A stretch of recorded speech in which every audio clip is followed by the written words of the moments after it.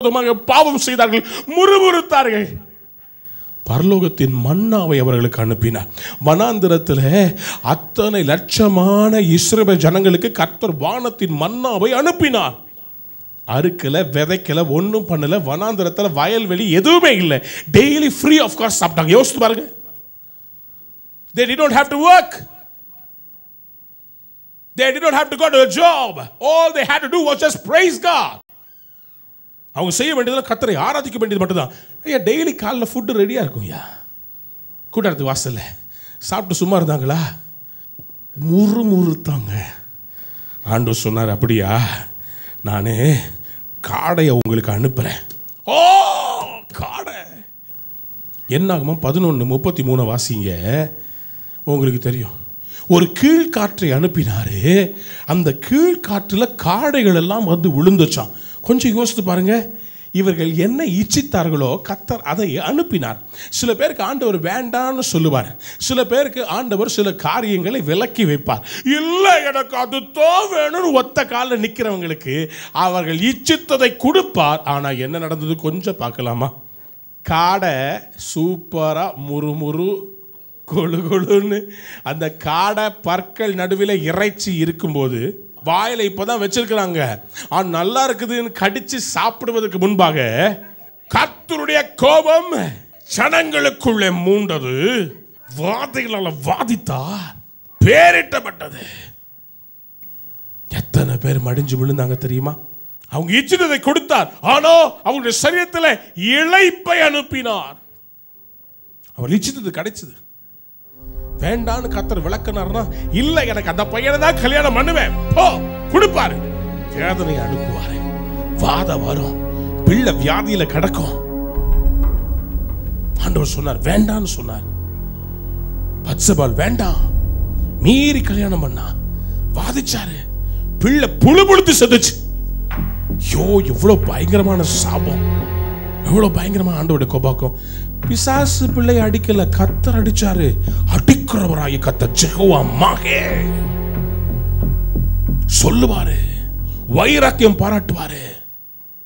ஒரு பெண்ணை வாங்குறீங்க, அதுக்கு நிறைய பணம் கொடுத்து வாங்குறீங்க. அந்த பணம் கொடுத்து வாங்கின பெண்ணு ரொம்ப கஷ்டப்பட்டு ரொம்ப விலை உயர்ந்த பெண்ணை வாங்கி வச்சிருக்கிறீங்க. எழுதணும்னு அன்னைக்கு தான் எடுக்கிறீங்க. எழுதும் போது பேப்பர்ல எழுதல, அமுத்தி பார்க்குறீங்க, உதறி பார்க்குறீங்க. ஆனால் பெண்ணு எழுத மாட்டேங்குது. உங்களுக்கு என்ன வரும்? அந்த பெண்ணை வச்சுருப்பீங்களா? தூக்கி விட்டு எறிய மாட்டீங்க. இவ்வளோ காஸ்ட்லியாக இவ்வளோ நான் செலவு பண்ணனே, இது வரலையே. அப்படிதான் ஆண்டவரும் தம்முடைய பிள்ளைகளுக்கு தருணங்களை கொடுத்து பரிசுத்தப்படுத்தி தம்முடைய பெயரை கொடுத்து எல்லாவற்றையும் கொடுத்து வரும்போது அவர்கள் அவருக்கு துரோகம் பண்ணும்போது ஆண்டவரால் தாங்க முடியாது. யெகோவா மகே அடிக்கிறவராகிய கர்த்தர். ஆம் தேவ பிள்ளைகளே, இது கடைசி நாட்களாக இருக்கிறது. ஆண்டவர் யெகோவா மகே அடிக்கிறவராகிய கர்த்தர். மனம் துரும்பாமல் இருதயத்தை கடினப்படுத்திக் கொண்டிருக்கிறவர்கள் மேல் ஆண்டவர் பயத்தை உருவாக்குவதற்காக, அவரே தேவன் என்பதை நிரூபிப்பதற்காக God is coming with full force. ஆண்டவருடைய வல்லமை இறங்கிக் கொண்டிருக்கிறது.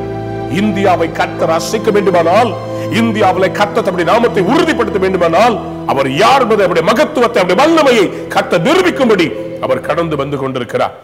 ஏசாயா தீர்க்கதரிசன புத்தகம் 65 அதிகாரத்தில் 7 இப்படியாக ஆண்டவர் சொல்கிறார், நான் அவர்கள் முந்தின செய்கையின் பலனை அவர்கள் மடியிலே அளப்பேன் என்று கர்த்தர் சொல்லுகிறார்.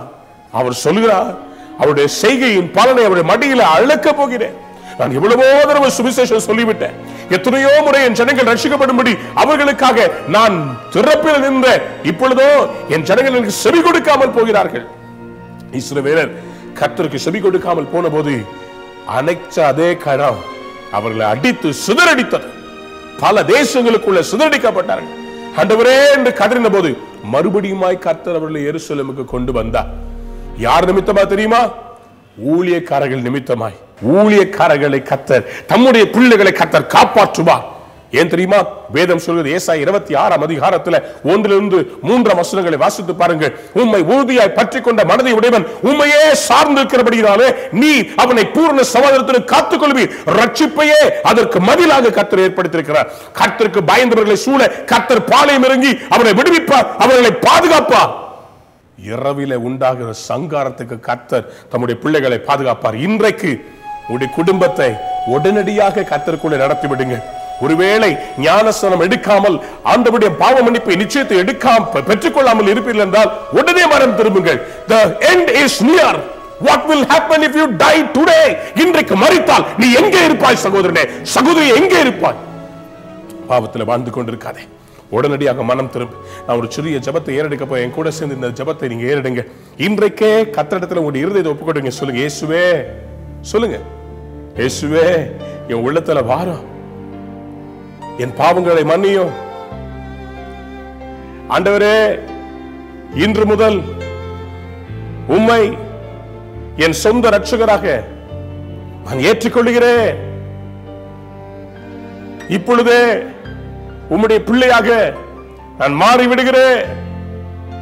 என்னை ஆசீர்வதியோ, என் குடும்பத்தை ஆசீர்வதியோ, அழிவுக்கு விலக்கி காத்துக்கொள்ளோ. ஆமென். இன்று முதல் என்னை ஆசீர்வதியும். இந்த ஜெபத்தை என்னோடு கூட ஏறெடுத்திருப்பீர்களானால் இப்பொழுது கர்த்தருடைய ஆவியானவர் உடைய இருதயத்தில் அவர் ஒரு பெரிய கிரியை செய்ய ஆரம்பித்தார். இயேசு கிறிஸ்து உடைய உள்ளத்துக்குள்ளே கடந்து வருகிறார். உடைய பாவங்களை எல்லாம் மன்னித்து ஒரு விடுதலையை தருகிறார். எஸ் பிரதர், வாயை திறந்து சத்தத்தை உயர்த்தி ஆண்டவரை நோக்கி கூப்பிடுங்கள். இப்பொழுதே ஒரு அற்புதம், இப்பொழுதே தேவ வல்லமை உடையக்குள்ளே இறங்கி வருவதாக. ஷந்தலா தியாந்தலா பரபா ரிபலா பதர வியாந்துலபா ஷிபல விதுனமனமா. எழும்பு சீயோனே, எழும்பு, எழும்பு. இயேசுவின் நாமத்தினாலே சபையே எழும்பு, சபையே எழும்பு. கர்த்தரால் தெரிந்து கொள்ளப்பட்ட ஜனமே எழும்பு, எழும்பு, எழும்பி செபி, மன்றாடி செபி, பெருமூச்சு விட்டு அழு.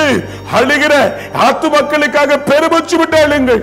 தேவ பிள்ளையே, கபாலா ஷியாந்தலபா சபையில தங்கி ஜெபிங்க, சபையில சேர்ந்து ஜெபிங்க, ஆலயங்கள்ல சேர்ந்து ஜெபிங்க. ஆண்டவரே, அழிந்து போகிற ஆத்துமாக்கள் ரட்சிக்கப்பட வேண்டுமே. என் குடும்பம், என் சபை, என் பட்டணம், என் கிராமம் ரட்சிக்கப்பட வேண்டுமே என்று கதறி கூப்பிடலாமா? ஆண்டவரே, ஒரு விஷயம் நீர் இறங்கி வரும்படி ஜெபிக்கிறோம்.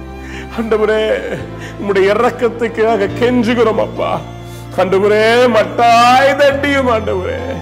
ஆண்டவரே, உம்முடைய கரம் பாரமாய் இறங்க வேண்டாப்பா. ஆண்டவரே, கிருபையாய் இறங்கோ. எரேமியாவை போல நாங்களும் புலம்புகிறோம். என் கண்கள் கண்ணீர் ஊற்றானால் நலமாய் இருக்கும். ஆண்டவரே, ஒரு விஷயம் இறங்கும்படி ஜெபிக்கிறோம். எங்கள் தேசத்தை கர்த்தர் நீர் ஒரு விஷயம் மனமிறங்கி மன்னிக்கும்படி ஜெபிக்கிறோம் அப்பா. இந்த தேசத்தில் செய்யப்படுகிற அருவருப்புகளின் நிமித்தம் கர்த்தர் நீர் ஒரு விசை கர்த்தாவே தயவாய் இறங்கி மன்னித்து உம்முடைய குமாரனாகிய இயேசு கிறிஸ்துவின் இரத்தத்தின் நிமித்தம் இறங்க வேண்டுமாய் நாங்கள் ஜெபிக்கிறோம்.